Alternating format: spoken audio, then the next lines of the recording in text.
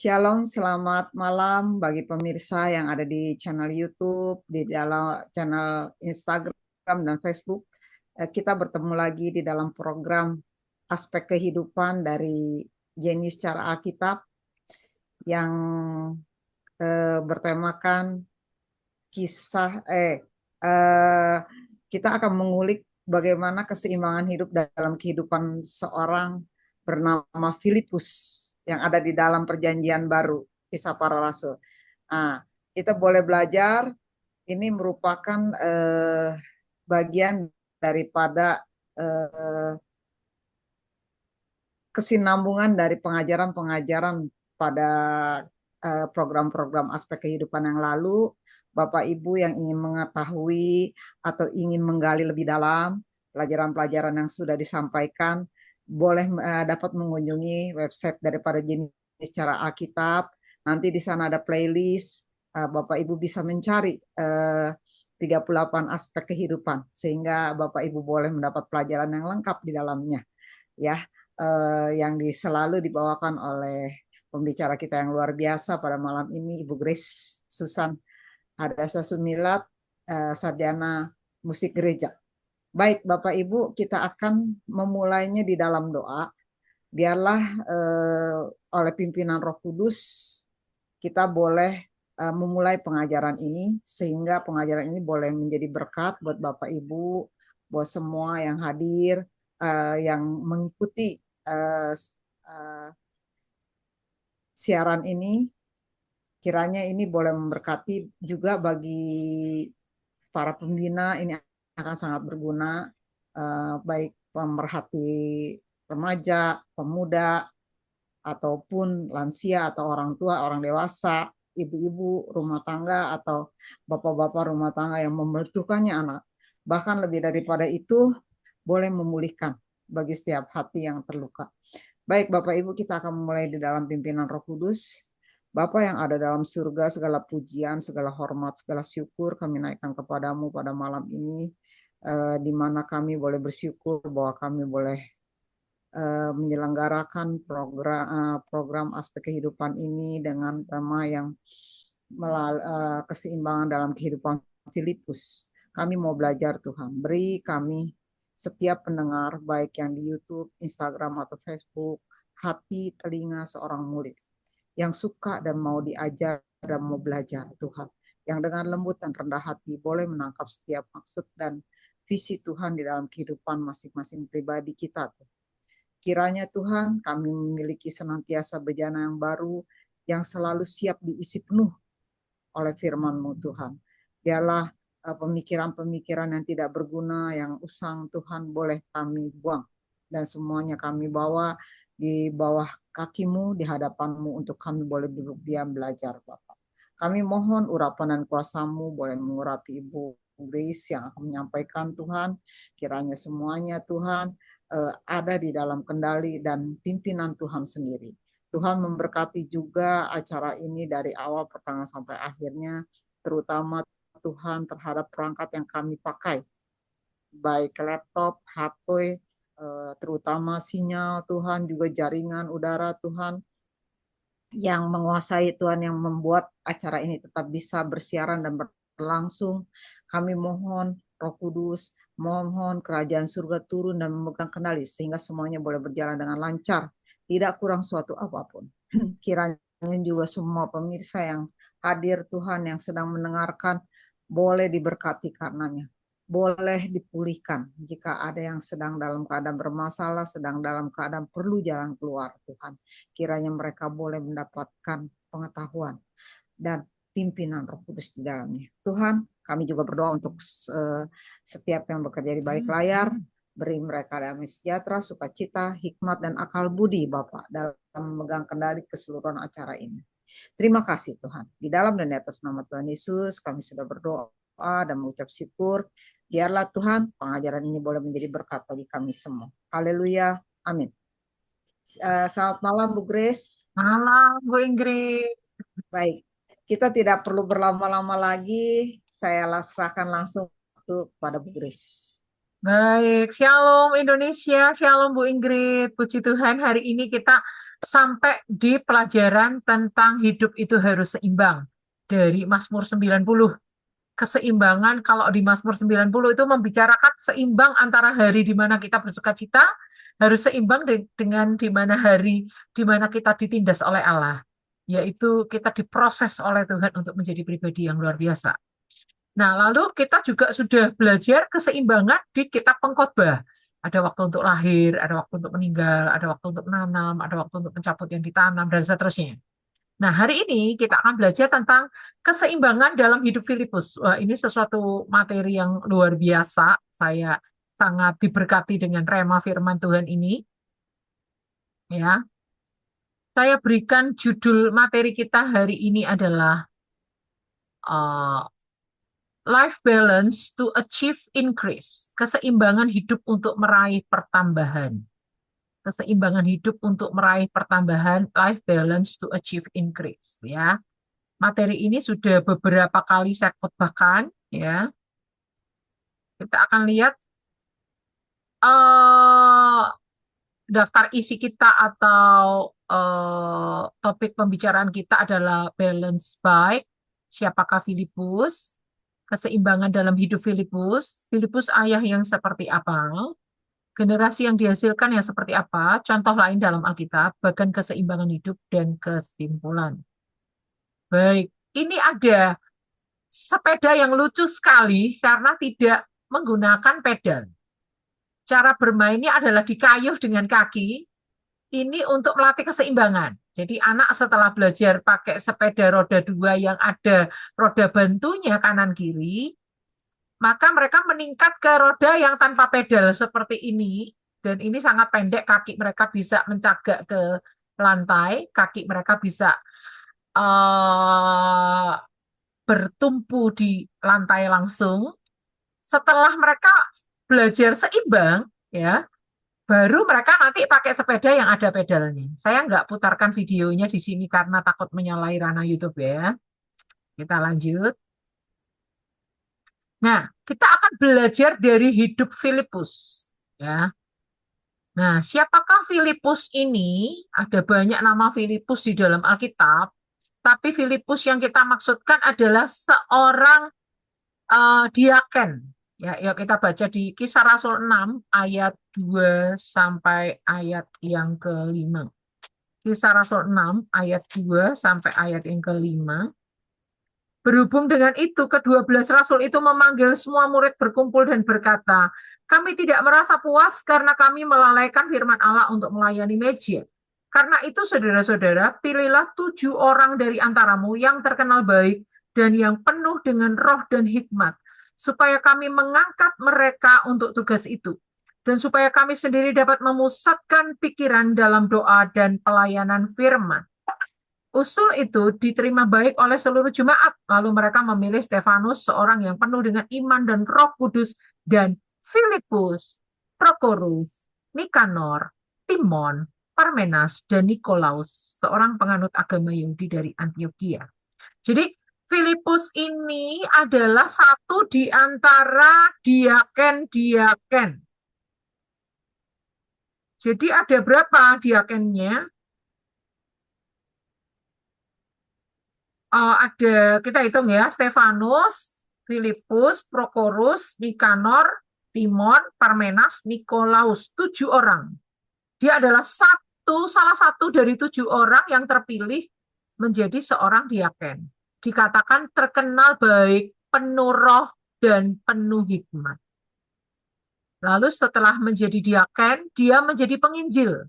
Ini Filipus yang sama menjadi penginjil di pasal-pasal selanjutnya, yaitu pasal 8 ayat 4 sampai ayat 25. Mereka yang tersebar itu menjelajah seluruh negeri itu sambil memberitakan Injil, dan Filipus pergi ke suatu kota di Samaria dan memberitakan Mesias kepada orang-orang di situ.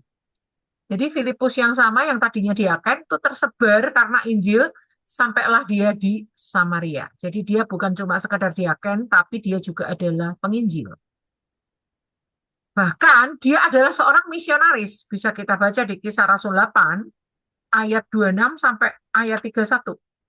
Kemudian berkatalah seorang malaikat Tuhan kepada Filipus, katanya, bangunlah dan berangkatlah ke sebelah selatan, menurut jalan yang turun dari Yerusalem ke Gaza. Jalan itu jalan yang sunyi. Lalu berangkatlah Filipus. Ada seorang Etiopia, seorang Sida-Sida, pembesar dan kepala perbendaharaan Sri Kandake, ratu negeri Etiopia yang pergi ke Yerusalem untuk beribadah, dan seterusnya. Masih panjang ayatnya. Jadi kenapa dikatakan misionaris? Karena dia memberitakan Injil kepada orang dari luar negeri. Walaupun kemungkinan dia ini juga orang Israel, tetapi yang ada di luar negeri. Dan siapakah Filipus? Dia juga adalah seorang ayah. Bisa kita lihat di Kisah Rasul, di pasal berikutnya lagi, yaitu pasal 21, ayat 9. Apakah Bu Ingrid bisa bantu bacakan untuk kita? Kisah Rasul 21 ayat 9. Silakan Bu Ingrid. Baik, Bu. Kisah Rasul 21 ayat 29. Ayat 9. Oh, ayat 9.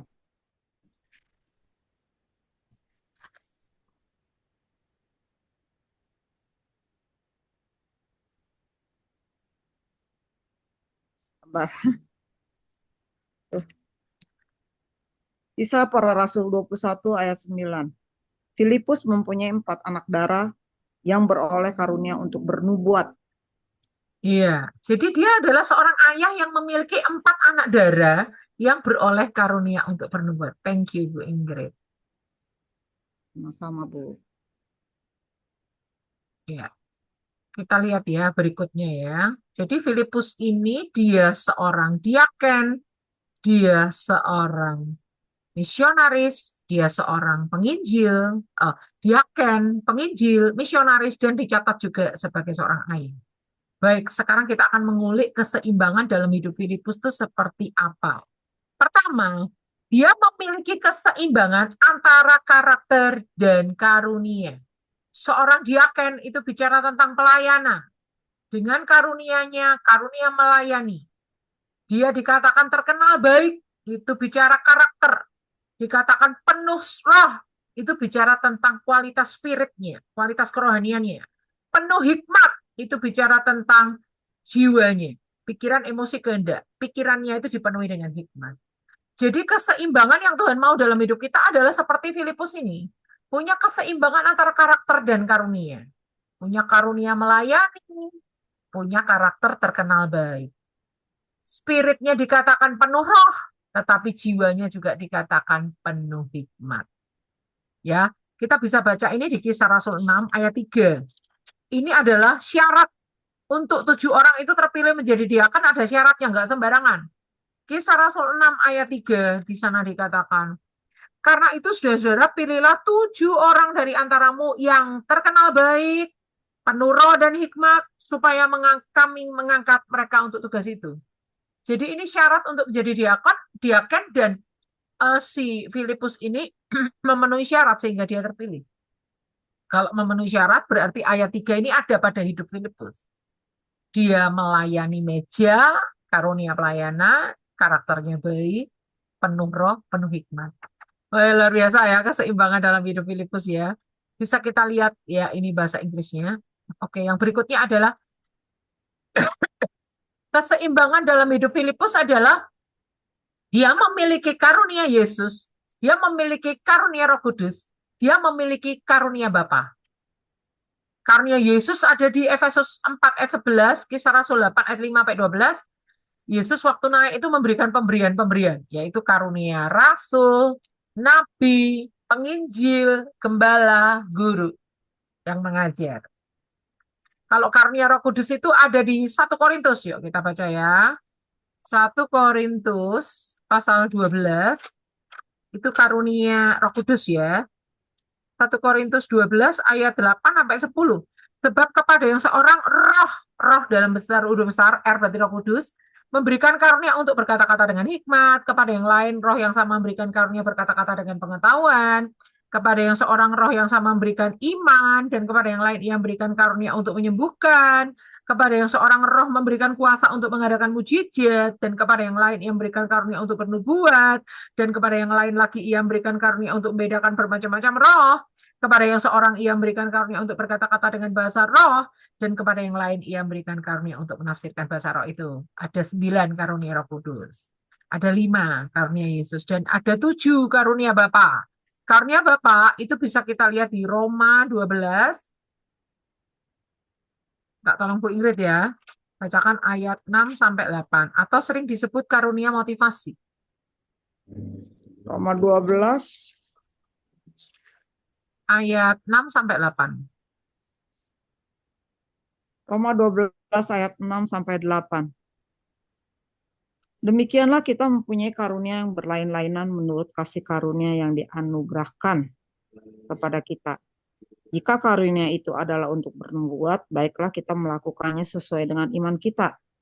Jika karunia untuk melayani, baiklah kita melayani. Jika karunia untuk mengajar, baiklah kita mengajar. Jika karunia untuk menasihati, baiklah kita menasihati.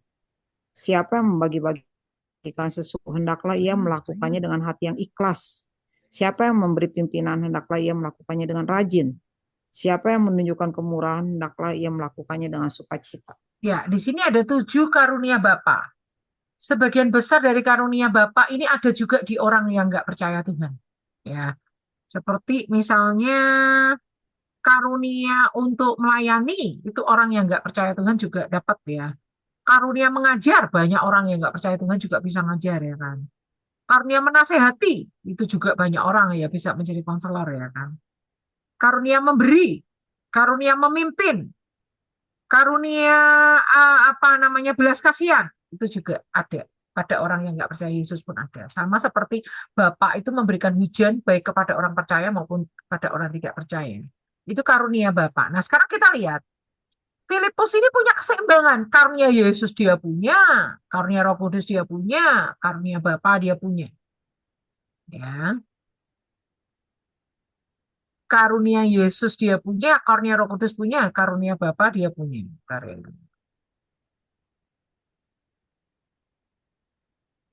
Oke. Kalau karunia Yesus, dia ada memiliki karunia penginjilan. Penginjil. Penginjil itu yang ceri tengah ini, yang paling tinggi ya. Kita lihat di Kisah Rasul 8. Jadi kalau tadi yang pertama keseimbangan dalam hidup Filipus adalah keseimbangan karunia dan karakter. Sekarang dalam hal karunia pun dia seimbang. Karunia Yesus punya, Bapa punya, Roh Kudus punya. Kisah Rasul 8 ayat 6 sampai 7. Ketika orang banyak itu mendengar pemberitaan Filipus dan melihat tanda-tanda yang diadakannya, mereka semua dengan bulat hati menerima apa yang diberitakannya itu. Itu bicara tentang pelayanan penginjilan. Sebab dari banyak orang yang kerasukan roh jahat, keluarlah roh-roh itu sambil berseru dengan suara keras.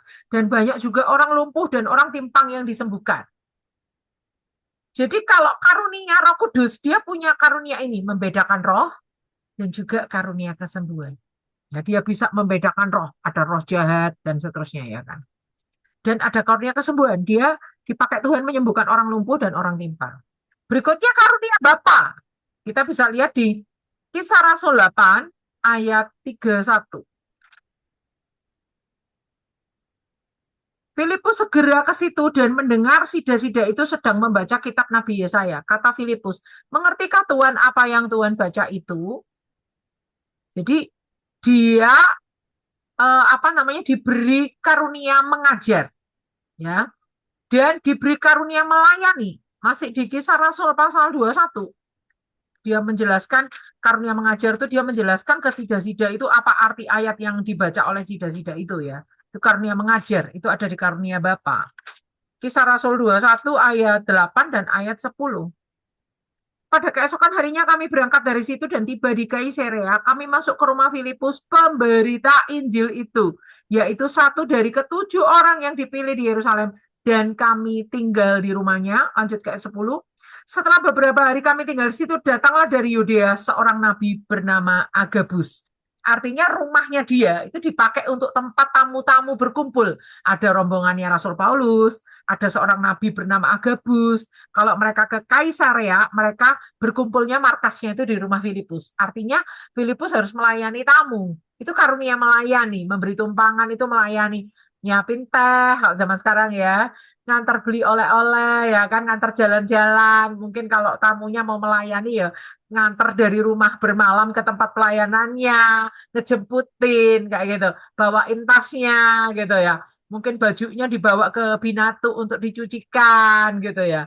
Mungkin apa di kalau zaman sekarang perlu ngeprint apa yang perlu di print gitu ya. Disiapkan LCD-nya, PowerPoint-nya dan seterusnya dan seterusnya.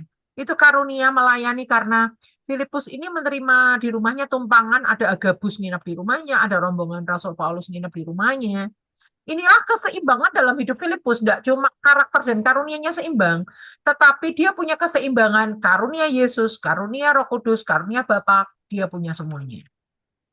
Ya, oke. Keseimbangan dalam hidup Filipus adalah dia mau melakukan pekerjaan kasar, pekerjaan yang pakai otot, okol, dan pelayanan mimbar, di mana dia beritain firman, menjadi sorotan orang banyak, pelayanan di depan layar, sementara pekerjaan kasar itu adalah pelayanan di balik layar yang orang nggak tahu, ya kan. Dia melayani di pelayanan diakonia itu pelayanan meja. Bisa kita lihat Kisah Rasul 6. Minta tolong Bu Ingrid bacakan Kisah Rasul 6 ayat 1. Baik, Bu.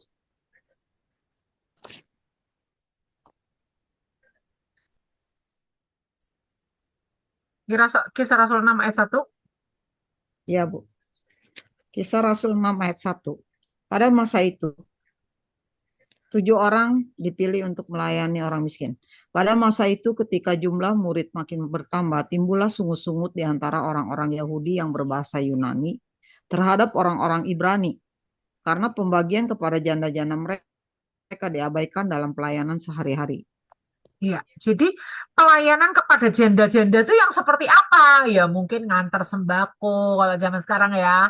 Janda-janda itu diantar ke sembako, diantarin sembako, mungkin ada donatur tuh dibagi-bagi dibeliin beras. Mungkin janda-janda itu butuh jaket, bagiin jaket. Mungkin janda-janda itu sakit butuh diantar ke tabib, nganterin ke tabib. Mungkin janda-janda itu ada acara doa malam, nggak ada yang ngejemput, nggak ada yang nganterin, nganter jemputin mereka.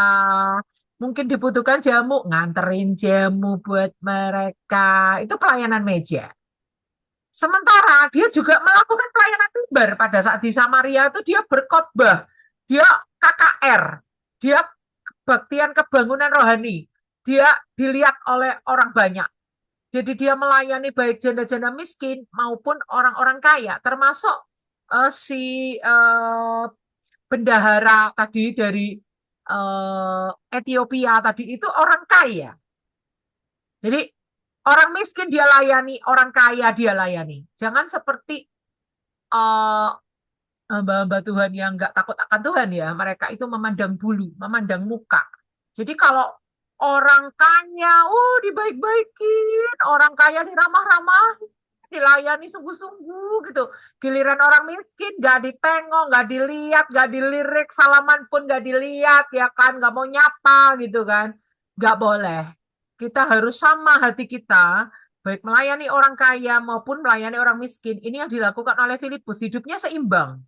Melayani tamu dari luar negeri, dari Ethiopia yang pakaiannya keren, yang keretanya bagus.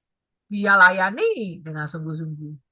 Janda-janda miskin, dia juga layani dengan sungguh-sungguh. Ada keseimbangan antara pekerjaan kasar dan pelayanan mimbar. Artinya, jangan sampai kita udah level khotbah, disuruh nyapu gereja nggak mau. Jangan sampai kita maunya cuma nyapu gereja aja, jadi pelayan dapur aja, disuruh mimpin doa, gak berani. Berarti juga nggak seimbang. Ya. Kalau Filipus tuh hidupnya seimbang sekali. Oke, kita lihat berikutnya adalah pelayanan baik di depan layar maupun di balik layar. Filipus ini melakukan keseimbangan. Dia tidak takut penganiayaan. Walaupun ada temannya namanya Stefanus, yaitu salah satu diaken yang disebut pertama namanya Stefanus, sebelum namanya Filipus ini disebut, itu mati sebagai martir. Ya, pelayanan di depan layar tidak takut penganiayaan, walaupun Stefanus temannya mati sebagai martir. Nama yang disebutkan, kita lihat ya, kadang-kadang dalam pelayanan nama kita tuh disebutkan. Kisah Rasul 8 ayat 5. Dan Filipus pergi ke suatu kota di Samaria dan beritakan Mesias pada orang-orang di situ. Artinya orang-orang tahu yang beritakan Mesias nih orang namanya Filipus, terkenal gitu ya. Namanya dikenal, ada pelayanan di depan layar. Walaupun temennya itu Stefanus barusan mati sebagai martir, dia tidak takut untuk muncul ke permukaan. Dan pelayanannya tidak disebutkan. pelayanan di balik layar. Dia tidak berebut pengikut, area atau pengaruh. Kita lihat ya. Kisah Rasul pasal 8 ayat 14 sampai ayat 17.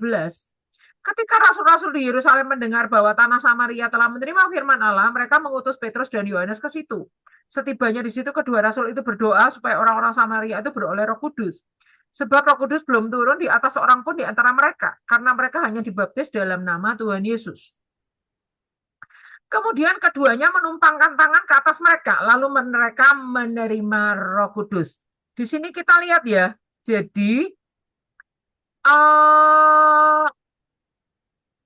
ketika ketika rasul-rasul di Yerusalem itu dengar kalau di Samaria itu ada kegerakan rohani yang luar biasa, hanya saja mereka tuh belum terima Roh Kudus. Diutuslah kalau zaman sekarang tuh kayak dari sinode gitu. Diutuslah dari sinode dua orang ini ya, kayak rasul-rasul yang hebat yang terkenal, yaitu Rasul Petrus dan Rasul Yohanes pergi ke Samaria di tempat yang sudah dilayani oleh Filipus sebelumnya. Lalu kita akan perhatikan ayat 25. Setelah keduanya bersaksi dan memberitakan firman Tuhan, kembalilah mereka ke Yerusalem, dan dalam perjalanannya itu mereka memberitakan Injil ke dalam banyak kampung di Samaria. Sejak ayat 14 sampai ayat 25, itu nama Filipus gak disebut lagi. Padahal sebelum ayat 14, siapa yang melayani di daerah itu? Filipus. Siapa yang mengadakan KKR di situ? Filipus. Banyak orang yang kerasukan setan diusir setannya, banyak orang yang lumpuh disembuhkan, terjadi mujizat. Siapa yang melayani? Filipus. Tapi sejak ayat 14 sampai ayat 25, nama Filipus gak disebut-sebut lagi. Artinya dia mau jadi panitia. Dia mau tidak menjadi salah satu pembicara. Dia tidak menghalang-halangi Rasul Petrus dan Rasul Yohanes yang melakukan KKR kepenuhan Roh Kudus di situ. Di Samaria itu dia tidak menghalang-halangi, oh aku nggak dilibatkan kok, halang-halangi aja deh, aku nggak mau ngedukung, aku bilang sama orang-orang jangan datang, jangan datang. Itu dua orang itu cuma mau mengacaukan, padahal enggak kan, ya kan? Filipus nggak melakukan itu.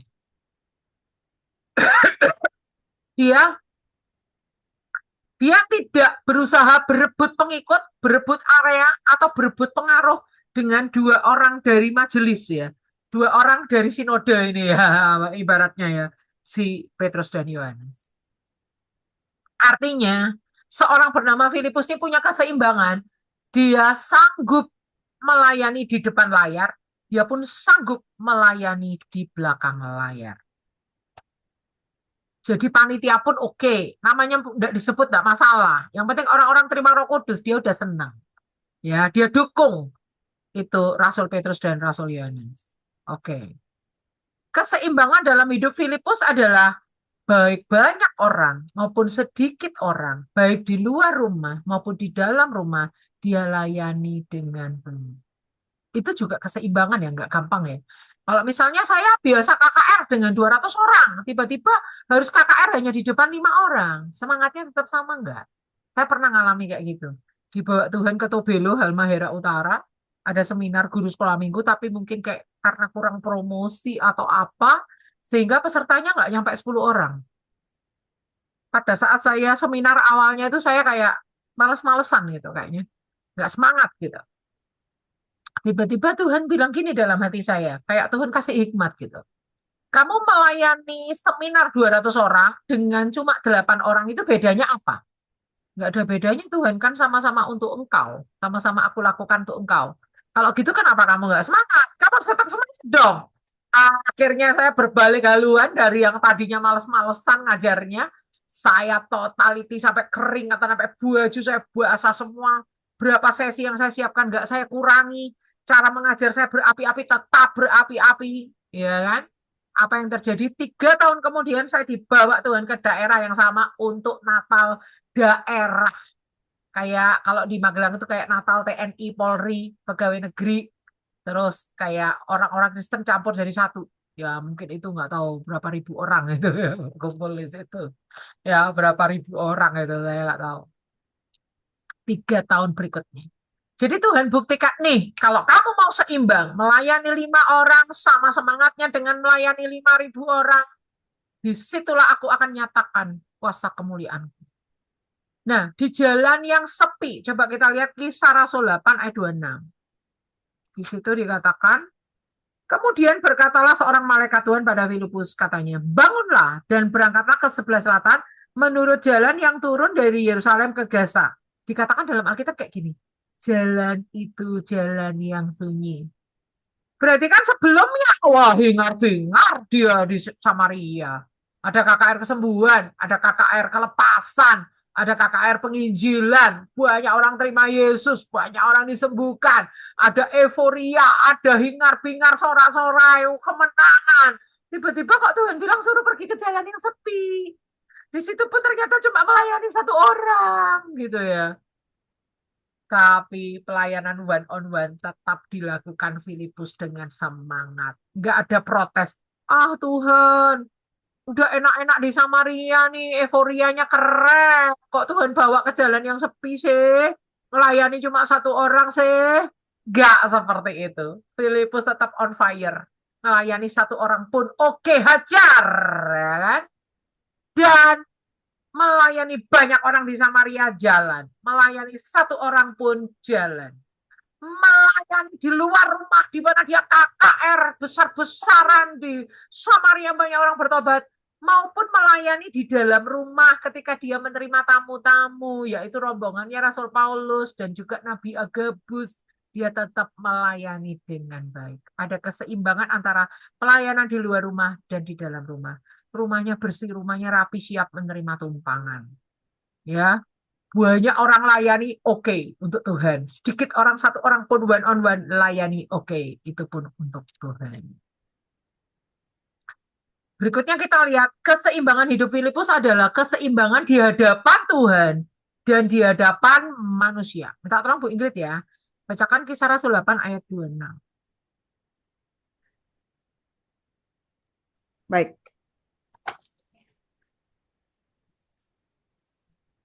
Kisah Rasul 8 ayat 26.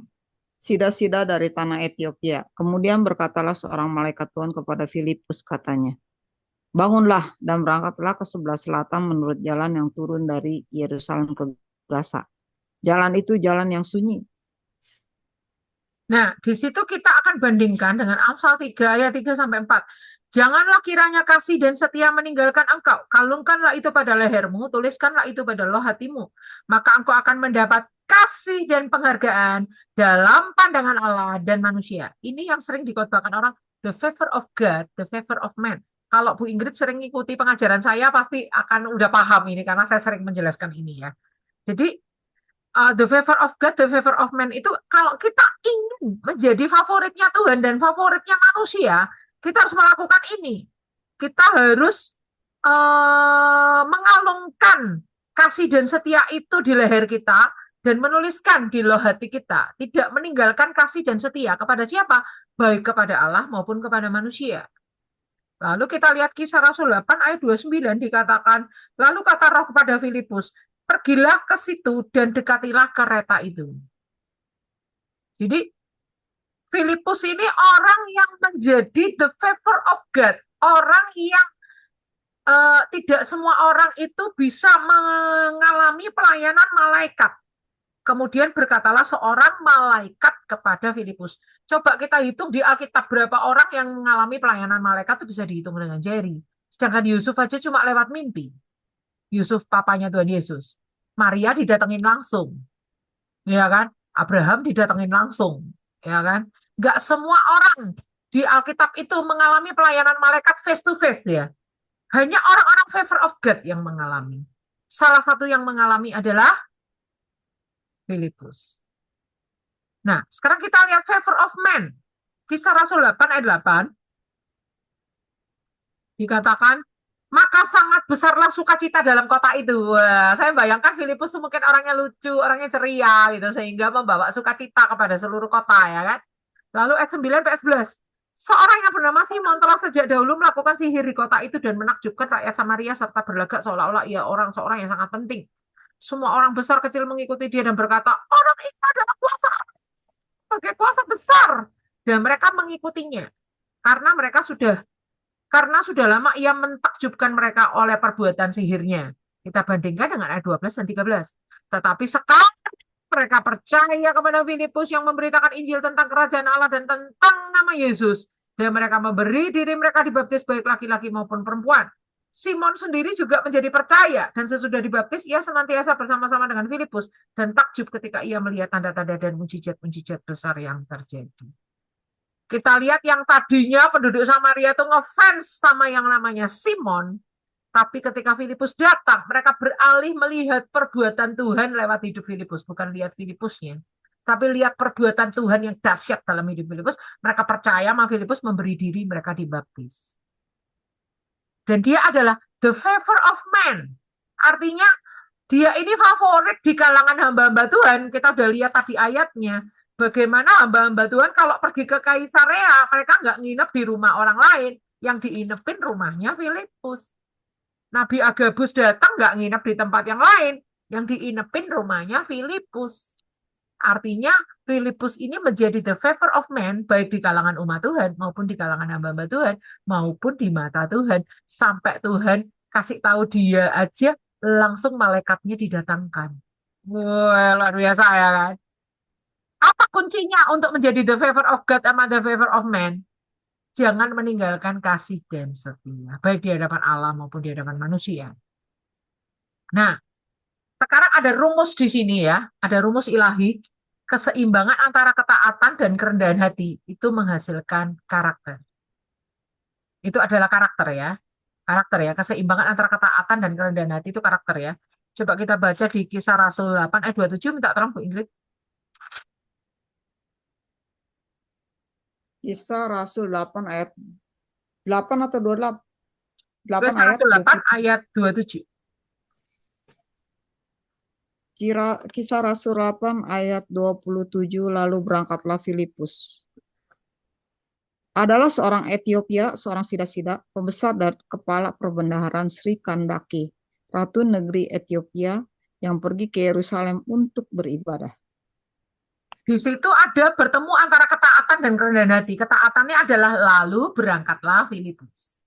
Kerendahan hati adalah dia mau dibawa Tuhan ke jalan yang sunyi. Lalu ada karunia marifat. Ya, ada karunia marifat.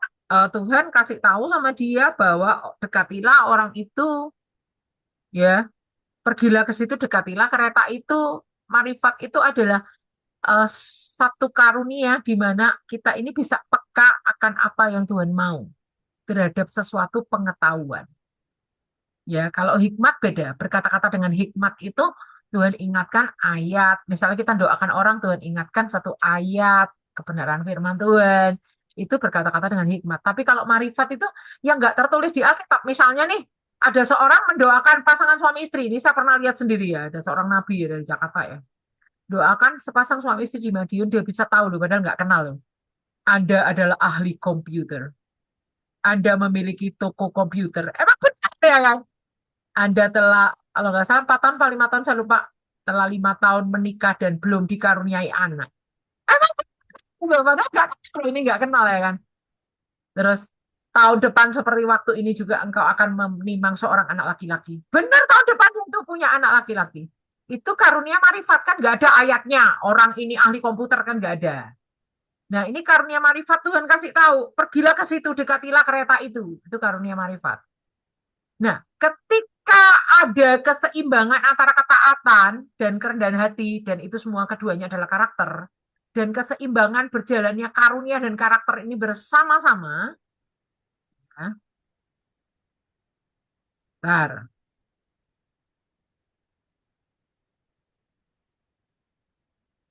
Jadi ada keseimbangan antara karakter dan karunia, ini akan menghasilkan yang namanya percepatan ilahi. Ya, kita lihat ya. Kisah Rasul 8 ayat 40. Kisah Rasul 8 ayat 40. Tetapi ternyata Filipus ada di Asdod. Ia berjalan mendahului daerah itu dan memberitakan Injil. Ia berjalan melalui daerah itu dan memberitakan Injil di semua kota sampai ia tiba di Kaisarea. Tiba-tiba ada di Asdod. Kemungkinan si Sida-Sida itu cari sekali loh. Itu nggak ada. Dia menghilang. Ya. Dia menghilang. Dia sudah ada di Asdod. Ya. Bandingkan antara Elia dan Ahab. Elia juga gitu. Ketika Suaranya dia, putus-putus, Bu. oh ya, tes, ya lo. Sudah, Bu, sudah jelas? Sudah, Bu. Tadi Oke. beberapa bagian itu ya, dari Asdod itu terputus-putus itu. Oh ya, saya akan ulangi ya. Jadi ketika ada keseimbangan antara karakter dan karunia, ketika ada keseimbangan antara karakter dan karunia, maka akan terjadi percepatan ilahi. Itu adalah rumus di dalam Alkitab. Setiap kali karakter kita bertemu dengan karunia, di situ terjadi percepatan. Ya, cerik, tiba-tiba dia ada di Asdod. Makanya Sida-Sida itu pasti bingung loh. Filipus mana kok nggak ada, kok menghilang gitu ya. Nah, terus berikutnya adalah kita bisa bandingkan dengan Elia dan Ahab. Raja Ahab naik kereta, Elia cuma lari, nggak pakai kereta berkuda. Tapi Elia bisa nyampe duluan di tengah-tengah hujan yang deras. Karena apa? Elia ini, di dalam diri Elia terjadi pertemuan antara karunia dan karakter. Ketekunan dia berdoa, disertai dengan nubuatan. Ya, dia berdoa 7 kali ya ketika ada awan sekepal tangan. Terus dia berdoa sampai 7 kali. Dan dia bernubuat, sebentar lagi akan turun hujan. Ketekunan berdoa itu bicara tentang apa namanya karakter, nubuatan itu bicara tentang karunia. Ketika itu semua bercampur, dia lari. Ahab tetap kalah, walaupun Ahab pakai kereta lebih cepat duluan Elia nyampe. Ya, itu rumus ilahi di banyak tempat akan kita lihat. Setiap ada percepatan, di situ bertemunya ketaatan atau karakter dengan karunia. Ya, itu terjadi seperti itu. Lanjut. Rasul Paulus juga gitu. Dia menjangkau semua penduduk Asia hanya dalam waktu 2 tahun. Dia tekun mengajar, itu bicara karakter. Mujizat Tuhan terjadi, itu bicara karunia. Terjadi percepatan ilahi. Ya, oke. Keseimbangan Filipus berikutnya adalah selain dia dikenal sebagai seorang diaken, selain dia dikenal sebagai seorang penginjil, selain dia dikenal sebagai seorang misionaris, dia juga dikenal sebagai seorang ayah. Saya juga maunya kayak gitu.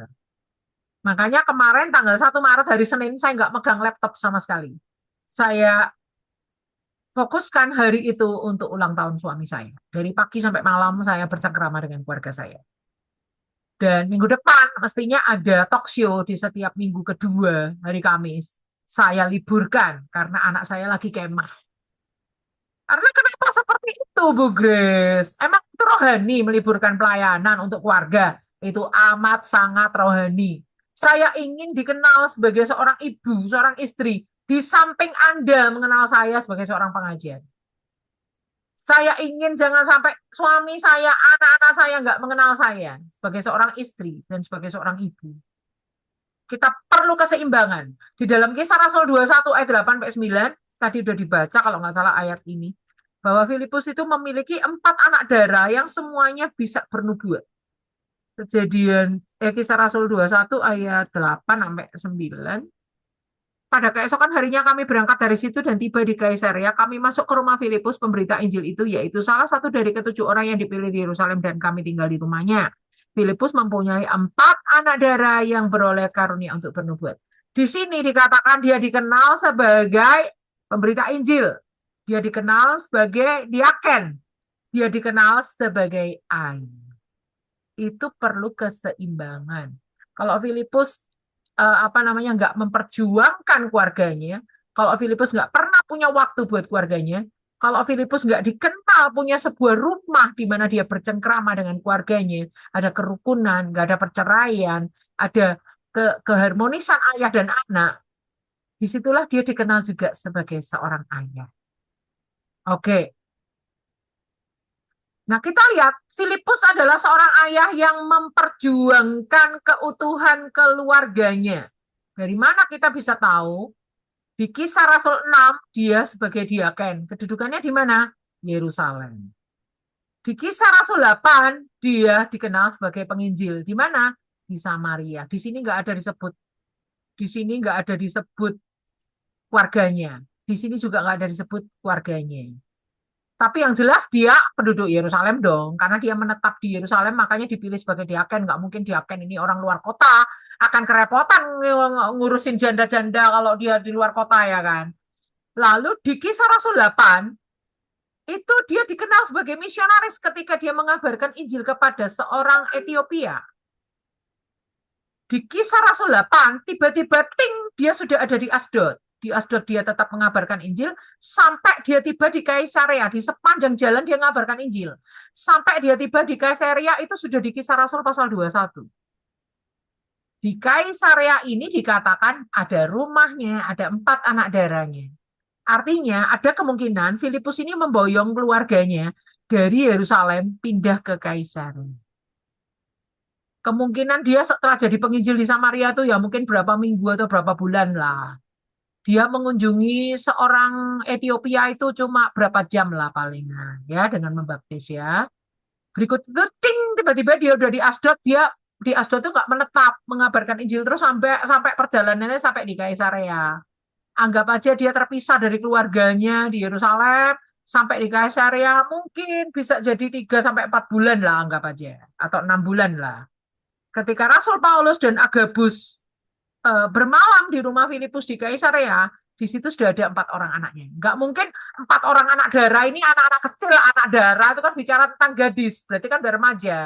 Berarti kan nggak mungkin dia di Kaisarea ini membangun keluarga, baru punya anak bayi-bayi, udah bernubuat tuh nggak mungkin ya. Anaknya balita itu nggak mungkin. Anaknya udah remaja, udah seorang gadis, anak darah, berarti mereka udah menstruasi dalam arti sudah menjadi seorang gadis. Artinya kemungkinan besar Filipus ini memboyong keluarganya pindah dari Yerusalem ke Kaisarea setelah dia menetapkan untuk menetap di Kaisarea. Inilah sosok seorang ayah, sosok seorang suami yang memperjuangkan keluarganya, memboyong keluarganya. Alangkah indahnya kalau suami istri dan anak-anak itu tinggal dalam satu kota, tinggal dalam satu rumah yang sama, bercengkrama, melihat anak-anak bertumbuh, membimbing mereka dalam takut akan Tuhan, membangun sebuah keluarga dan seterusnya.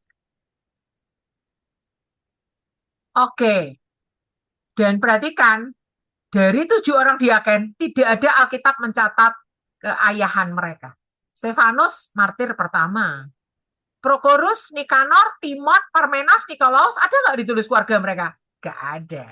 Hanya siapa yang ditulis keluarganya? Filipus. Luar biasa kan?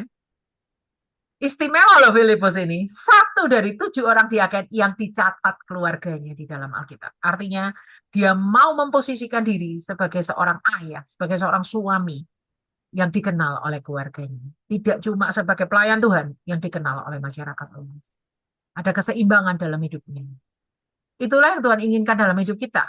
Tuhan tidak ingin kita hanya dikenal sebagai pelayan Tuhan, tapi juga sebagai seorang ayah atau seorang ibu.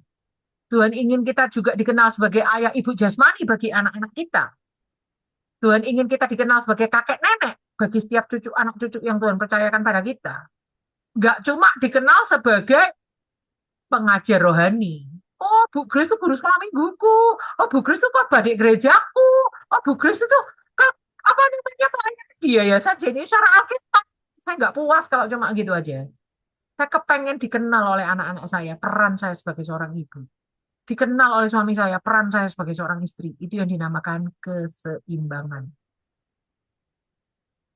Seorang ayah yang menjaga keseimbangan karakter dan karunia. Sehingga anak-anaknya nggak anti sama dia. Coba kalau kita bayangkan dia cuma, wah karunia, terus yang dikedepankan gitu ya. Habis pelayanan, habis KKR, penginjilan, tiba-tiba sampai rumah marah-marah, sampai rumah berkelahi sama anaknya, sampai rumah anaknya diusir, wah ngomong yang kotor sama anaknya, memaki-maki anaknya, misalnya gitu ya. Tidak akan ditulis anaknya punya karunia bernubuat. Kenapa bisa anaknya punya karunia bernubuat? Karena anaknya tidak anti terhadap perkara rohani. Kenapa anaknya tidak anti terhadap perkara rohani? Karena melihat ayahnya antara di luar dan di dalam sama. Antara khotbah dengan kelakuan di rumah sama. Antara yang dikatakan dalam khotbahnya, dalam penginjilannya, dengan kelakuannya di rumah itu sama. Gak ada kepalsuan. Melainkan ada keseimbangan. Berikutnya kita lihat Kesibukan pelayanan Filipus di luar rumah tidak mengabaikan tugasnya sebagai ayah di rumah bagi anak-anaknya. Coba kalau dia pelayanan terus, nggak peduli sama anaknya, nggak mungkin anaknya itu bernubuat. Dan kalau kitab Kisah Rasul menulis anak-anaknya 4 anak darah bernubuat ketika Agabus sudah datang, artinya nubuatan anaknya itu juga diakui oleh Rasul Paulus. Nubuatan anaknya itu juga diakui oleh rombongannya Rasul Paulus, karena Rasul Paulus itu nggak sendirian ya. Juga nubuatan anak-anaknya itu juga diakui oleh Nabi Agabus, walaupun nama 4 anak darahnya Filipus itu nggak ditulis dalam Alkitab. Tapi kalau dikatakan mereka punya karunia bernubuat, berarti Alkitab mengakui 4 orang anaknya Filipus ini punya karunia bernubuat. Artinya Filipus tidak mengabaikan tugasnya sebagai seorang ayah di rumah. Emang gak ada ayatnya Filipus menjaga keseimbangan antara pelayanan dan tugasnya sebagai seorang ayah di rumah. Gak ada ayat kayak gitu. Tetapi saya yakin. Kenapa? Karena anak-anaknya ketika ada tamu-tamu datang, ada Rasul Paulus dan rombongan ke rumah mereka, ada Agabus, ketika mereka doa bersama fellowship, anak-anaknya ini tidak ngendon di kamar. Anak-anaknya tidak ngumpet di kamar, tapi anak-anaknya ikut nimbrung di situ, ikut bernubuat di situ. Mereka tidak punya kepahitan dengan ayahnya ketika melihat ayahnya itu nggak seimbang hidupnya. Pelayanan, pelayanan, pelayanan. Ya udah tamu-tamu itu punya aku nggak mau ikut, aku main handphone aja di kamar kayak gitu. Tapi Filipus keluarganya nggak seperti itu. Anak-anaknya tidak ada yang antipati. Kenapa? Karena melihat kehidupan ayahnya seimbang. Mereka mau terlibat di dalam kehidupan ayahnya bersama dengan teman-teman rohaninya. Teman-teman ayahnya juga teman-teman mereka. Mereka tidak anti pada dunia ayahnya. Ya. Berikutnya kita lihat, dia mau menjadi seorang ayah bagi banyak orang yang ada di Samaria, menjadi seorang anak rohani, atau istilahnya ayah rohani yang melayani orang-orang lebih tua ya, janda-janda. Tapi itu diimbangi dengan dia tetap memperhatikan kebutuhan rohani, pertumbuhan rohani anak-anak jasmaninya. Seorang ayah rohani bagi banyak keluarga rohani di luar sana diimbangi dengan tetap memperhatikan pertumbuhan rohani anak-anaknya, anak kandungnya. Jangan sampai jangan sampai dia jadi ayah rohani yang melayani banyak orang, bahkan melayani secara jasmani bagi janda-janda, kasih mereka sembako dan lain sebagainya. Tapi pertumbuhan rohani anaknya sendiri nggak terjaga. Jangan sampai terjadi seperti itu. Dia nggak mau kecolongan.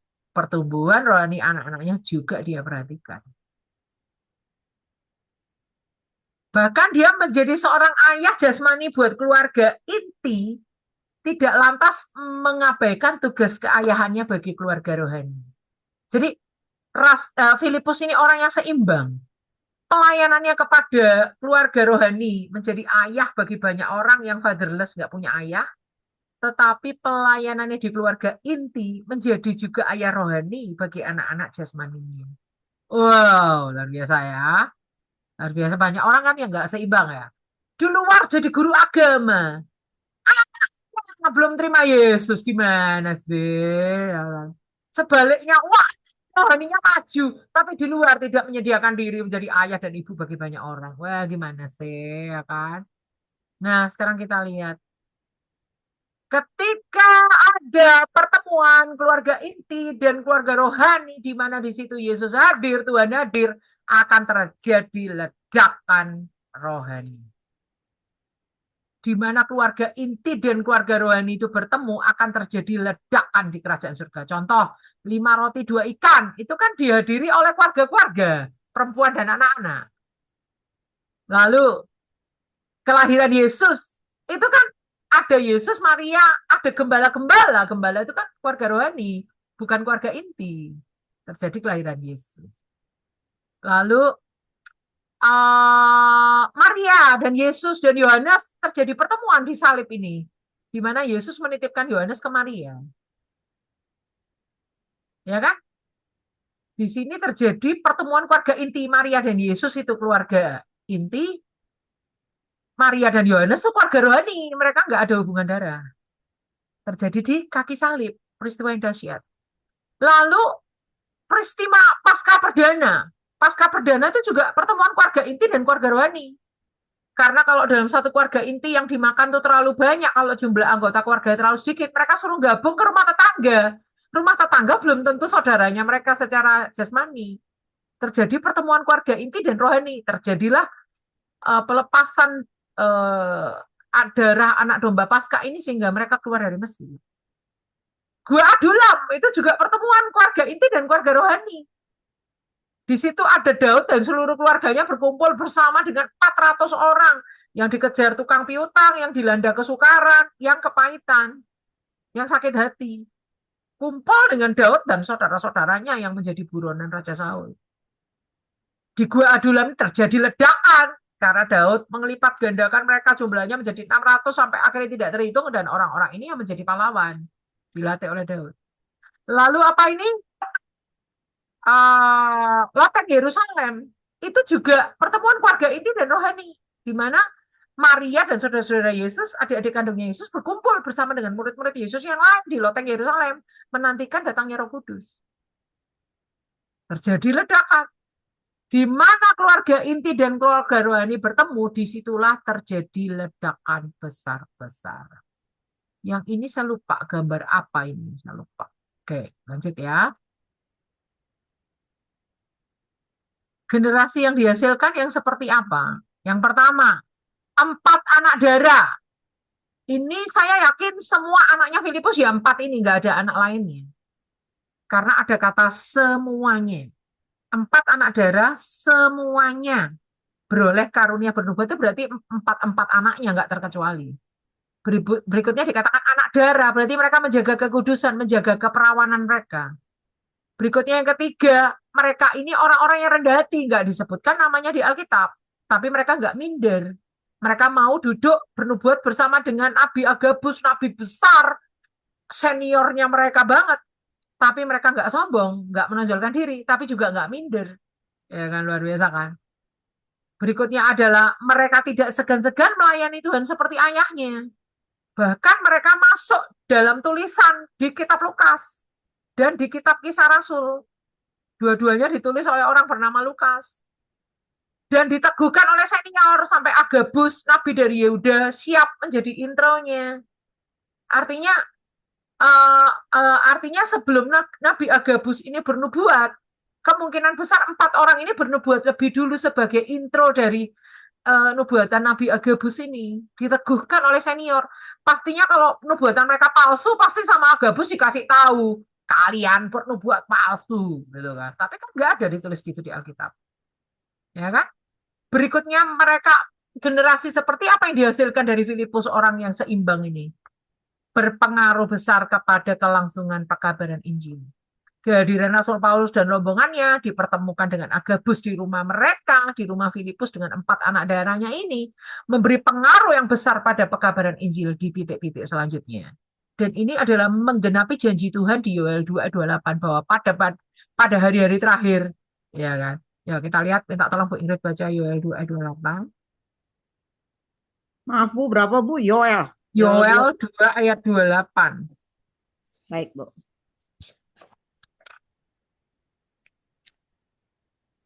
Sampai ayat 29 juga boleh Bu Ingrid. Oke Bu. Yoel 28 sampai 29. Yoel 2 ayat 28 sampai 29. Hari Tuhan. Kemudian daripada itu akan terjadi bahwa aku akan mencurahkan rohku ke atas semua manusia. Maka anak-anakmu, laki-laki dan perempuan akan bernubuat. Orang-orangmu yang tua akan mendapat mimpi. Teruna-terunamu akan mendapat penglihatan-penglihatan. Juga ke atas hamba-hambamu laki-laki dan perempuan akan kucurahkan rohku pada hari-hari itu. Kepada anak-anakmu laki-laki dan perempuan akan bernubuat. Juga anak-anakmu laki-laki akan bernubuat. Artinya ini menggenapi Yoel 2 ayat 28. Luar biasa kan? Oke. Contoh lain. Anak-anak saja, contoh lain teladan aja nggak cukup. Samuel itu kurang apa teladan dalam hidupnya. Tapi Yoel dan Abia. itu tidak seperti ayahnya. Mereka menerima suap. Ayahnya itu integritasnya kurang apa ya kan? Tapi Yoel dan Abia, anak-anak Samuel, tidak hidup seperti ayahnya. Mereka mengejar laba, menerima suap, memutarbalikkan keadaan. Kenapa bisa begitu? Teladan aja nggak cukup, bro. Teladan aja nggak cukup, sis. Kita perlu selain teladan adalah mentransferkan gaya hidup kita melalui kesengajaan. Caranya gimana? Kehidupan berkeluarga, waktu untuk keluarga, dan seterusnya. Oke, ini adalah bagan yang saya bikin udah lama sekali ketika saya mengkhotbahkan materi ini di GBDI Karisma Kalinegoro. Ini semua akhirnya menjadi materi 38 aspek kehidupan manusia. Jadi saya nggak perlu jelaskan, kita sudah kenyang ini. Termasuk materi ini kan, materi aspek kehidupan manusia. Oke, minta tolong Bu Ingrid bacakan kesimpulan kita. Yang ada di layar ini Bu Ingrid. Baik, Bu. Kesimpulan, keseimbangan hidup yang terjaga akan membuat hidup kita bukan saja mengalami pertambahan, melainkan juga kestabilan dan juga anti terhadap kejatuhan. Sebaliknya, ketika keseimbangan dalam hidup Ketidakseimbangan. sebaiknya ketidakseimbangan dalam hidup akan membuat kita sulit mengalami pertambahan. Karena langkah kita menjadi tidak stabil dan mudah jatuh. Oke. Seperti itu materi kita hari ini. Semoga memberkati ya Bu Ingrid. Baik, Bu. Terima kasih untuk pengajarannya. Biarlah kita boleh menguji diri kita masing-masing ya. Apakah kita ini seperti Filipus gitu ya. Tentu menguji itu di dalam terang firman. Tidak bisa tidak. Kacanya harus firman Tuhan. Karena kalau kacanya diri sendiri pasti salah tuh. Namanya juga pikiran manusia, pasti bela diri gitu ya, beralasan. Tapi biarlah kita dengan rendah hati seperti Daud mengaca terhadap firman Tuhan dan menguji hati kita. Apakah kita sudah seimbang sehingga keluarga kita diberkati, sekeliling kita diberkati, pelayanan kita diberkati, orang-orang yang dekat dengan kita juga rasa kita tuh menjadi berkat begitu. Nah, tentu kalau menjadi berkat memancar keluar seperti air mengalir yang menyegarkan di padang gurun. Wah, itu dia, keren. Ya, terima kasih Bu Grace buat pengajarannya pada malam ini. Kita akan mengakhiri pengajaran ini yang menjadi berkat. Biarlah Bapak Ibu bisa atau pemirsa boleh mengulang kembali masuk di channel YouTube dari Jenis Cara Alkitab sehingga bisa mengulang kembali pengajaran pada malam ini. Saya yakin ini sangat memberkati Bapak Ibu dan akan menolong untuk langkah-langkah hidup selanjutnya ya. Kita akan jalan berdasarkan firman Tuhan sebagai terang. Baik, Bapak Ibu, kita sampai di penghujung acara. Saya serahkan kembali kepada Ibu Grace yang akan memberikan konklusi dan juga doa penutup. Silakan Bu Grace. Iya, closing statement dari saya adalah untuk memiliki hidup yang seimbang, kita harus melakukannya dengan sengaja. Artinya nggak gini, ngalir aja deh. Nggak bisa kayak begitu. Nggak bisa, ngalir aja, nggak bisa. Tapi kita harus dengan sengaja. Contoh nih anak saya minggu depan mau kemah nih. Saya udah tahu, itu nanti dia hari Selasa, Rabu, Kamis, Jumat. Saya udah tahu nih, kalau Kamis akan ada ini apa namanya, talk show nih Kamis kedua. Jumat akan ada aspek kehidupan nih. Nah, di antara 3 hari ini saya akan menengok dia. Itu saya harus dengan sengaja nih. Diliburkan aja talk show-nya. Gitu. Nggak bisa ngalir ya nanti tiba hari itu baru kita pikirkan deh gimana-gimana. Enggak. Karena untuk memutuskan hidup seimbang itu butuh kesengajaan. Jadi kita harus menjalani hidup itu 2 cara, mengalir dan sengaja. Kalau mengalir itu ada hal-hal yang mungkin kita rencanakan, tapi dalam pelaksanaannya Tuhan berkehendak lain. Itu ngalir. Tapi kalau dengan sengaja, itu kita rencanakan bagaimana hidup kita ini bisa seimbang. Seperti itu. Antara keluarga dan pelayanan, balancing. Antara karunia dan karakter, balancing. Antara pelayanan di luar rumah, di dalam rumah, balancing. Antara melayani satu orang dengan banyak orang, balancing. Antara melayani orang kaya, orang miskin, balancing. Semuanya terjadi balancing. Jadi Itu yang Tuhan mau dalam hidup kita. Karena seperti orang naik sepeda, kalau kita nggak seimbang, kita sangat gampang jatuh. Baik, mari kita tutup dalam doa. Terima kasih Tuhan untuk materi hari ini. Bersyukur untuk Bu Ingrid dan juga hambamu diberi kesehatan untuk melayani Engkau. Berdoa untuk kendala-kendala yang dihadapi secara teknis Engkau yang akan campur tangan bisa cepat terselesaikan sehingga besok hari kelas women dan juga kelas pola asuh boleh berlangsung dengan baik. Terima kasih Tuhan. Di dalam nama Yesus kami berdoa mengucap syukur. Haleluya. Amin. Baik pemirsa, selamat malam. Jangan lupa besok masih di dalam eh, jenis cara Alkitab tetap ada program Women Ministry pada jam 9 waktu Indonesia bagian Barat dan pengajaran berikutnya Pola pada jam asuh. 8, Iya. iya, jam 20 waktu Indonesia bagian Barat adalah pola asuh. Eh, Silakan berkunjung dan berharap mengikutinya. Terima kasih Bapak Ibu untuk kehadirannya, untuk eh, follow-nya, subscribe-nya. Tuhan memberkati. Selamat malam, selamat beristirahat. Sampai jumpa di program berikutnya. Tuhan God Yesus bless memberkati. you.